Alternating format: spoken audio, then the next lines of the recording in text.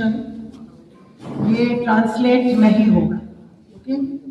क्योंकि 15 सितंबर से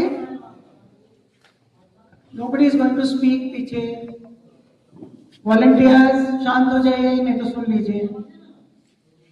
ये इसलिए ट्रांसलेट नहीं होगा क्योंकि 15 सितंबर से ये ड्राफ्ट कॉल आप सबके पास है, ठीक है ना?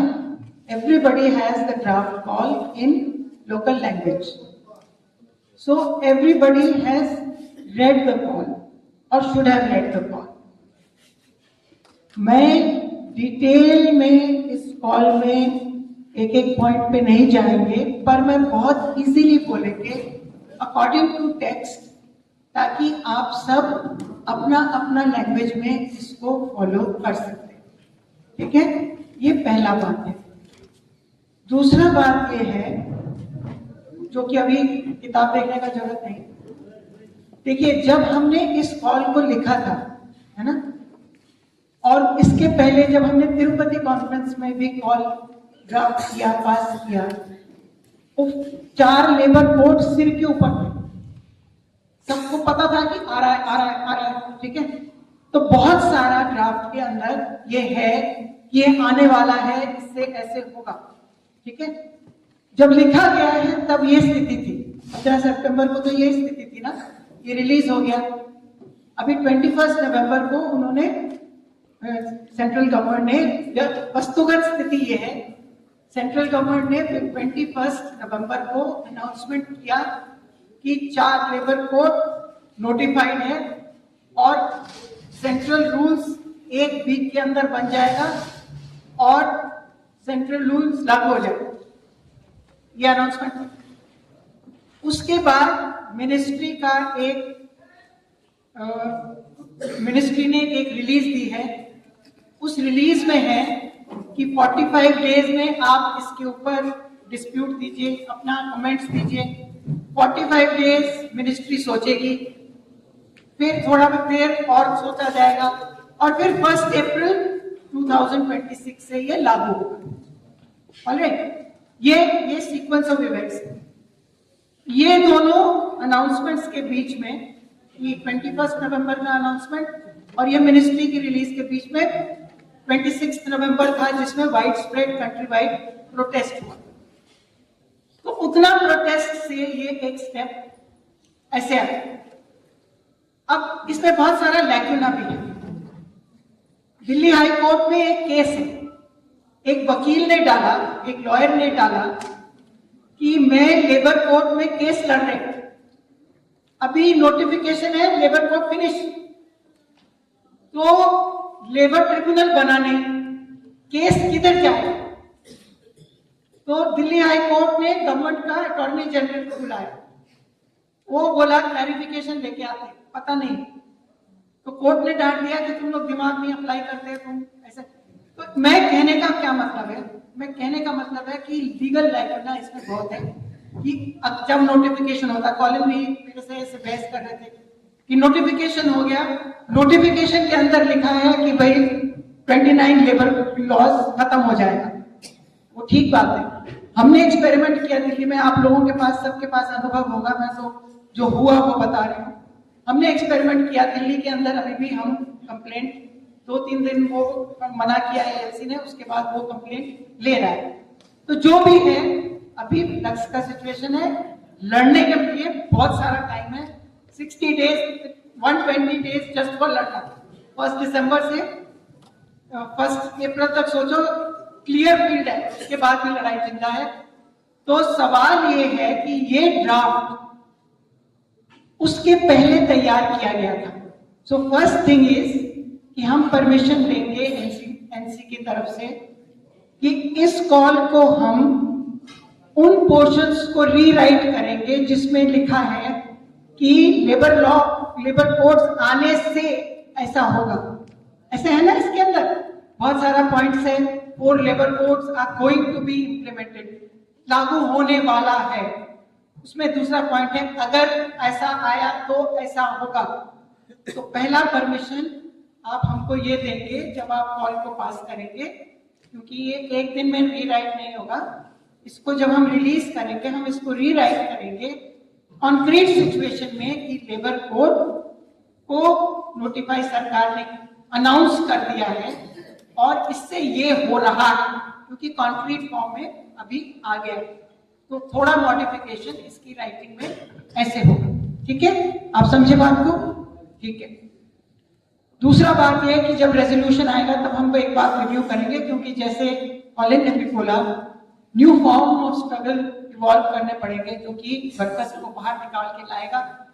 हमने एक फॉर्म इवॉल्व किया था दिल्ली एनसी की तरफ से, हम डिस्कस करेंगे कि हम कौन से इंटरनेशनल स्ट्रगल्स और नेशनल स्ट्रगल्स को इसमें मेंशन किया है। एक स्ट्रगल को हम मेंशन करेंगे जो हमने नहीं मेंशन किया है, वो ये है कि ऑस्टेरिटी मेजर्स के खिलाफ जो, यानी कि जो वर्किंग क्लास के राइट्स के ऊपर हमला बोला गया था फ्रांस की सरकार के द्वारा, इटली की सरकार के द्वारा, यूरोपियन वर्किंग क्लास ने फॉर्म ऑफ स्ट्रगल ये लिया, हफ्ते में one day in the week all sectors, एक दिन कोई प्रोटेस्ट करता। एक्चुअली हमने एनसी से सिमिलर कॉल दिया था कि हर स्टेट में एवरी एरिया में 1 डे अ वीक आप प्रोटेस्ट करिए, फिर रिव्यू करेंगे। मुझे लगता है बहुत कमजोरी के साथ हमने इसको लागू किया है, बहुत कम जगह पे इसको लागू किया है। हम ज्यादा यूज टू है कि वन प्रोग्राम फिर अनदर प्रोग्राम फिर अनदर प्रोग्राम फिर something. Form of struggle evolve करना पड़ेगा, ज्यादा से ज्यादा वर्कर को बाहर लाना पड़ेगा, प्रेशर बनाना पड़ेगा कि WTO जैसे स्ट्रगल जैसे बिट्रे हुआ, ये स्ट्रगल बिट्रे ना हो, प्रेशर बनाना पड़ेगा, यूनिफाई करना पड़ेगा, फॉर्म ऑफ स्ट्रगल पे बातचीत करना पड़ेगा। इस बात को कहते हुए मैं इस कॉल को एक ठोस इंट्रोडक्शन के ऊपर जा रही हूँ। तो साथी, इन द फर्स्ट इंट्रोडक्शन जो हमने दिया, इंट्रोडक्शन में हमने ये बताया आपको कि 7th कॉन्फ्रेंस जो हुई थी तिरुपति में, उसमें हमने कॉन्सेंट्रेशन तय किया था कि कॉन्ट्रैक्चुअल एंड आउटसोर्स्ड वर्कर जो कि private sector, large private sector में, सरकारी केंद्र और प्रांतीय सरकारों के तहत और गवर्नमेंट सेक्टर हो गया सारा, इसके अंदर जो ये और पीएसयू प्राइवेट और आउटसोर्सिंग वर्कर, कॉन्ट्रैक्चुअल और आउटसोर्सिंग वर्कर, विशेषकर वो वर्कर जो मैन्युफैक्चरिंग में है, इसको ऑर्गेनाइज करने के ऊपर हमारा प्राइमरी कंसंट्रेशन रहेगा। दूसरा प्राइमरी कंसंट्रेशन रहेगा scheme workers, ASHA, anganwadi, mid day meal, other such scheme workers देश के अंदर। और तीसरा हमने रखा था कि BOC workers and other unorganised sections, इन सबको मैसिव ऑर्गेनाइजेशन ड्राइव्स लेकर हम इनको ऑर्गेनाइज करेंगे ताकि ये संघर्षों में लाए जा सके। तो पहले पैरा में हमने ये कहा है कि इन टास्क्स को हम फुलफिल करने के लिए निकले थे और ये सवाल हम इसको इस परिप्रेक्ष्य से आज जनरल काउंसिल का कॉल को हम तिरुपति में जो कॉल दिया था उसको डेवलप करके रख रहे हैं। और उसी के साथ हमने इंट्रोडक्शन में एक सवाल ये रखा है कि हम समझते हैं कि हमारी जनरल काउंसिल की कॉल को हम शुरू करते हैं यूरोप के बंदरगाह मजदूरों के साथ को सलामी देते हुए, पोर्ट एंड डॉक वर्कर्स, विशेषकर इटली के पोर्ट एंड डॉक वर्कर्स, क्योंकि जो इतना बड़ा साम्राज्यवाद के समर्थन से, अमेरिकी साम्राज्यवाद के समर्थन से, जियनवादी इजराइल के द्वारा वो गाजा पट्टी पर हमला हो रहा है, वो लोग लड़ रहे हैं, उनका समर्थन मजदूर वर्ग ने तरह तरह से छोटे मोटे तरीके से, कहीं कुछ विकसित तरीके से करने की कोशिश की, पर एक स्पष्ट समर्थन ये बंदरगाह मजदूरों ने यूरोप के दिया कि लोडिंग एंड अनलोडिंग वो आर्मामेंट्स की करने से इनकार करने लगे। इसी तरह से 2 पायलट्स थे यूके के अंदर जिनको सजा हुई क्योंकि उन्होंने इस क्योंकि वो उन्होंने इस तरह से इनकार किया।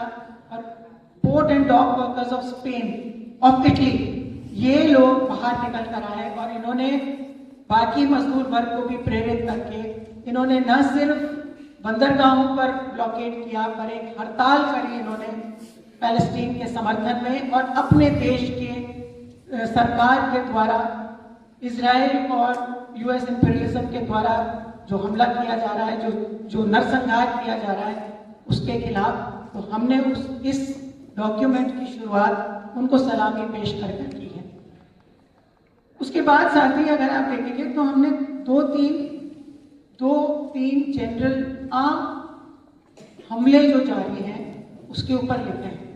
मैं बहुत लंबा नहीं बोल रही क्योंकि तुम लोगों के पास ये डॉक्यूमेंट लंबे टाइम से है और अच्छा होगा कि आप बोलो और आप पॉइंट्स देख लो कि जो हमने कवर किए हैं। सबसे पहला हमने जो कवर किया है कि दुनिया भर में वह देश पर अलग अलग तरीके से वो प्रवासी मजदूर के ऊपर जो हमला है, माइग्रेंट वर्कर के ऊपर असॉल्ट ऑन माइग्रेंट वर्कर और वह प्रवासी मजदूर के ऊपर हमला। पहली बात कि दुनिया के अंदर ये हमला ये कहकर कि ये एलियंस हैं, ये इलीगल हैं, सभी देशों से भारत के प्रवासियों के साथ साथ दूसरे देश के प्रवासियों को भी बाहर फेंका जा रहा है। कई एक दो साथियों ने बीच में पूछा था कि भाई भारत के प्रवासी को और कहाँ से फेंका जा रहा है? अरे ऑस्ट्रेलिया से फेंका जा रहा है, कनाडा से फेंका जा रहा है और अलग अलग टर्म्स से फेंका जा रहा है। और ये अखिल दुनिया भर के अंदर एक कोशिश है कि प्रवासी मजदूरों पर हमला कर उनको बाहर फेंका जाए और उनके ऊपर दबाव बनाया जाए। इस दबाव को हम इस परिप्रेक्ष्य में देख रहे हैं कि दुनिया के अंदर जैसा हम जानते हैं कि साम्राज्यवाद का आर्थिक संकट बहुत गहरा है और ये गहराएगा। क्यों गहराएगा? क्योंकि जो सामान बनाते हैं आप, उसकी बिक्री होनी चाहिए। वो बिक्री होने के लिए मार्केट में पैसा होना चाहिए। दुनिया का बहुमत मार्केट क्या है? मजदूर है, किसान है, मेहनतकश है। उसके हाथ में आप पैसा नहीं देना चाहते, है ना भाई? आपको तो मुनाफा चाहिए और जब आप उसके हाथ में पैसा नहीं देंगे तो देर से देर मार्केट सैचुरेट हो जाएगा, कैपिटल माइग्रेट करेगा, कहाँ जाएगा। तो इसलिए दुनिया के अंदर एक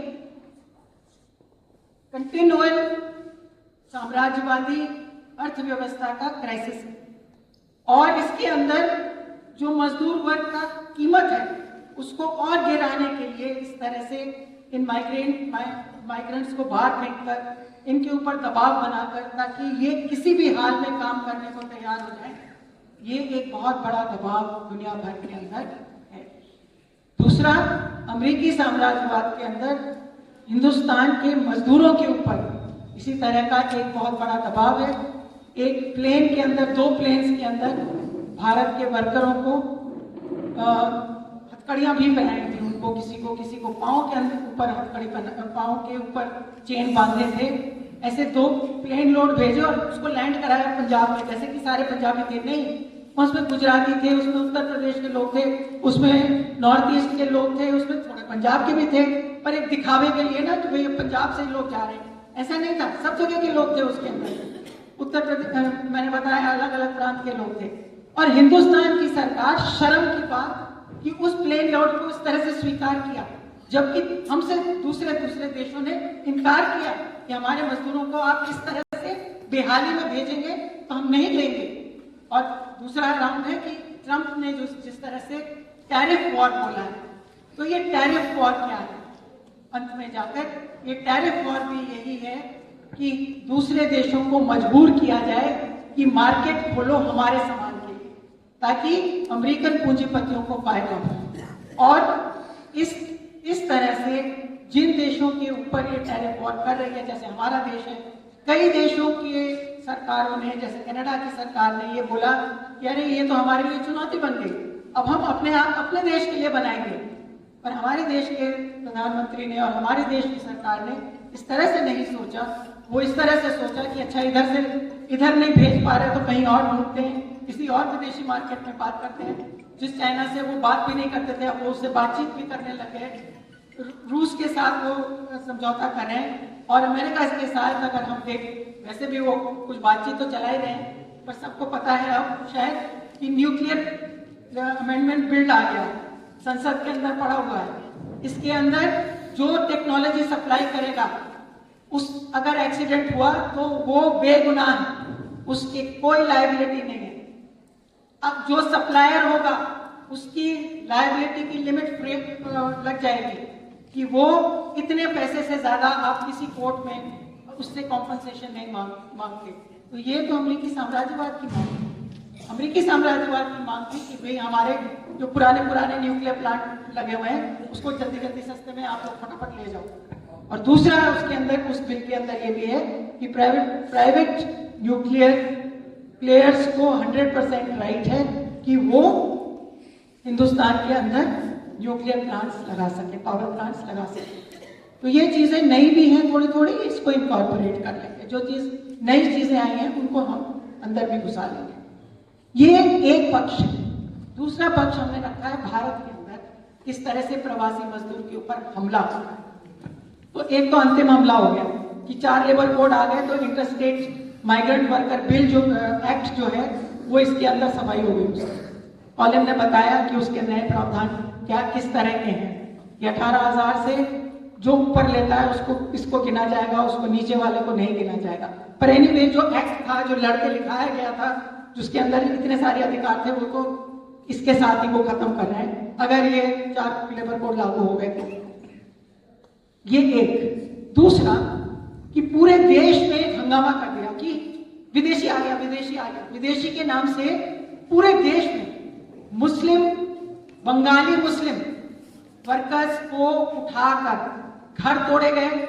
ये गुड़गांव में हुआ, ये मुंबई में हुआ, ये दिल्ली में हुआ, ये उड़ीसा में हुआ, ये देश के कई जगह पर हुआ है कि वो मजदूर हैं, वो काम कर रहे हैं उस शहर में, पर उनके घरों को तोड़ा गया, उनको उठाकर लेके जाया गया, किसी को बांग्लादेश फेंका गया, किसी को बंगाल वापस भेजा गया, उनके घर ढह दिए गए। और ये पूरा, ये दोनों एजेंडा कंबाइन करके, एंटी वर्कर एजेंडा भी है, एक फांसीवादी एजेंडा भी है, और ये कम्युनल एजेंडा भी है कि वो मुस्लिम बंगाली वर्कर को आइडेंटिफाई करके कि ये तो है हिंदुस्तान की राष्ट्र को खतरा है, और उसको फेंका गया। ये एक हमला। और साथ साथ एक और हमला जो कि SIR की अनाउंसमेंट के साथ बिहार में कोशिश की गई थी। SIR था वो स्पेशल इलेक्टोरल रोल डिवीजन। उसमें हमने बताया था, फिगर जो इसके अंदर है वो फर्स्ट राउंड की फिगर है कि कितने जो 60,000 डिविजन्स थे उसमें से 20,000 तो ऐसे ही थे जो कि प्रवासी थे, जिनका पता है कि वो काम करने चले गए और वो कभी वापस नहीं मिले। तो ये वो क्षेत्र है जो कि मजदूर वर्ग है, जो कि पलायन करता है, जो कि आता है दूसरे प्रांतों में काम करने के लिए, जिसका 2 वोटर कार्ड नहीं है, उसका वो एक ही वोटर कार्ड था, जिसको उसने कहा कि हमको मिला ही नहीं, उसका कोई भी नहीं मिला। तो पूरा परिवार पलायन किया ना काम करने के लिए। और कहाँ गया परिवार का परिवार कहाँ चला गया? क्यों नहीं मिला तुम्हें कोई? क्योंकि वो पलायन किया है। क्यों पलायन किया है? वो कोई कैपिटलिस्ट नहीं बना है, वो सब वर्कर है। वो कैपिटलिस्ट होता तो उसके पास 4 वोटर कार्ड होता।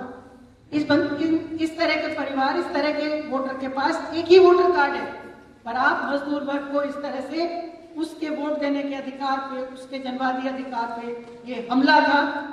इसका जो भी प्रतिरोध